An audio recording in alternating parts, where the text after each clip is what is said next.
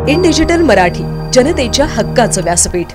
बदलापूर शाळेतील 2 चिमुकल्या मुलींवर झालेल्या लैंगिक अत्याचार प्रकरणी उल्हासनगर परिमंडळ 4 आणि गुन्हे शाखेच्या पोलिसांनी संयुक्त कारवाई करत शाळेच्या 2 मुख्य ट्रस्टींना बुधवारी रात्री कर्जत येथून अटक केली। अटक केलेल्या शाळेच्या या 2 ट्रस्टींची न्यायालयाने 25,000 रुपयांच्या जामिनावर सुटका करण्यात आली आहे।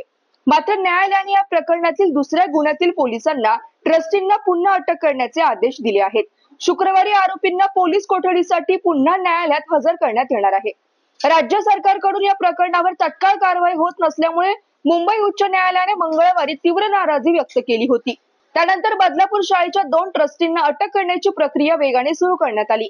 उल्हासनगर परिमंडळ 4 चे नवनियुक्त पोलीस उपायुक्त सचिन गोरे यांच्या मार्गदर्शनाखाली बदलापूर पोलीस आणि उल्हासनगर गुन्हे शाखेचे वरिष्ठ पोलीस निरीक्षक अशोक कोळी यांच्या पथकाने संयुक्त कारवाई करत शाळेचे ट्रस्टी उदय कोतवाल आणि तुषार आपटे यांना कर्जत येथून बुधवारी रात्री अटक केली। दोघेही या प्रकरणातील प्रमुख आरोपी अक्षय शिंदे याच्या गुन्ह्यात सहभागी असल्याचा त्यांच्यावर आरोप असून त्यांनी शाळेतील मुलींवरील अत्याचार प्रकरणाची माहिती मिळवून तात्काळ कोणतीही कारवाई केली नव्हती। त्यामुळे त्यांच्यावर पॉक्सो कायद्याअंतर्गत गुन्हा दाखल करण्यात आला होता। दरम्यान शाळेचे अध्यक्ष उदय कोतवाल यांना अटकेच्या वेळी उच्च रक्तदाबाचा त्रास झाला होता। त्यामुळे त्यांना मध्यरात्री उल्हासनगरच्या शासकीय रुग्णालयात दाखल करण्यात आले होते। मात्र गुरुवारी दुपारी त्यांना डिस्चार्ज मिळाल्यानंतर दोन्ही आरोपींना कल्याण न्यायालयात हजर करण्यात आले।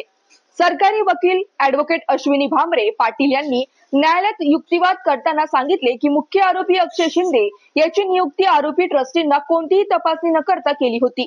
तसेच शाळेतील सीसीटीव्ही फुटेजमध्ये छेडछाड केल्यामुळे गुन्ह्याच्या दिवशीचे रेकॉर्डिंग उपलब्ध झाले नाही।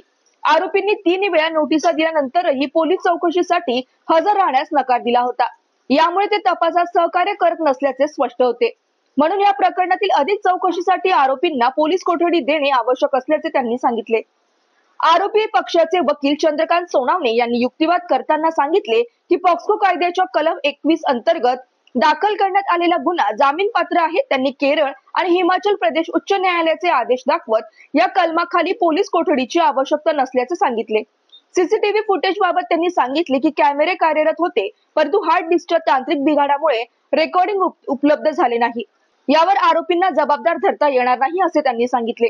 मात्र सरकारी वकील आणि तपास अधिकारी यांनी न्यायालयात सांगितले की या आरोपींवर पॉक्सो कायद्याअंतर्गत दुसऱ्या गुन्ह्यांचे आणखी काही कलम लावण्यात आली आहेत। या प्रकरणात पुढील तपास आवश्यक असून सीसीटीव्ही फुटेजमध्ये छेडछाड झाल्याचे सिद्ध करण्यासाठी आरोपींना पोलीस कोठडी मिळणे आवश्यक आहे। न्यायालयाने सरकारी वकिलांना या जामिनाच्या आदेशाला उच्च न्यायालयात आव्हान देण्याची भूमा दिली। तसेच दुसऱ्या गुन्ह्यात पोलिसांना दोन्ही आरोपींना अटक करण्याची परवानगी दिली। शुक्रवारी या प्रकरणात पोलीस कोठडीसाठी आरोपींना पुन्हा न्यायालयात हजर करण्यात येणार आहे।